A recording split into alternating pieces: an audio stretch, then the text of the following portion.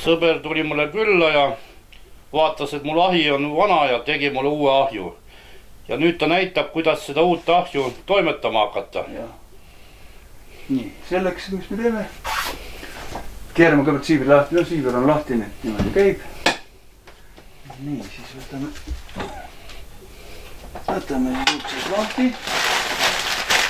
Paljud õpetavad, et peab keskele panema. Kuskilt ülevalt poolt, aga mina teen vana moodi. Mina panen alt. Niimoodi. Panen siis pilpaid. On esimese tule kohta. Tuli ei tohi väga kõva olla, väga suur. Nii et siin kasutada võib segapuud. Vist rohkem ei olegi tarvis panna. No nii, ja siis ta peab panna ühe pilpa veel. Nii, tuli väga äge ei oleks. Nii, siis teeme alt lahti. Teeme siit tuulutusluugist, teeme lahti. Tahmaluuk, tuulutusluuk, mis ta siin on. Igaüks kutsub teda erinevalt. Nii, ja siis süütame. Ja vaatame, mis ta teeb. Näed, tõmme on korralik, juba läheb. Järelikult kõik on õige. Ahju on kukkuvate lõõridega. Soome variant. No siin natukene peab veel viimistama. Nii, ja proovime siis kinni panna.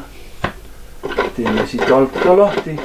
See hoiab klaasi puhtana ja niimoodi tuleb kütta nädal aega. Nädal aja pärast võib natukene rohkem, paar pilvast juurde panna. Ja munarestiga on ka hea hakata muidugi. No nüüd, ja ilusti töötab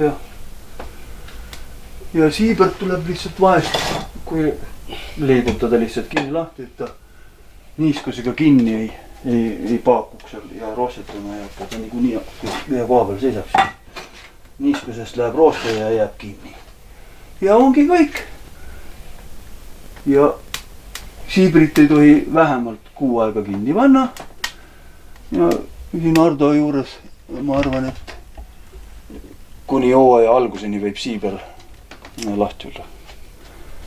Kuna siis ta kuivab ära, siin on üks paarsada liitrit vett, 150 kuni 200 liitrit vett. Läks koos saviga ehitamisel. Nii et võtke vastu ja kütke ja tundke rõõmu. Loodame, et Milvil on ka nüüd soe.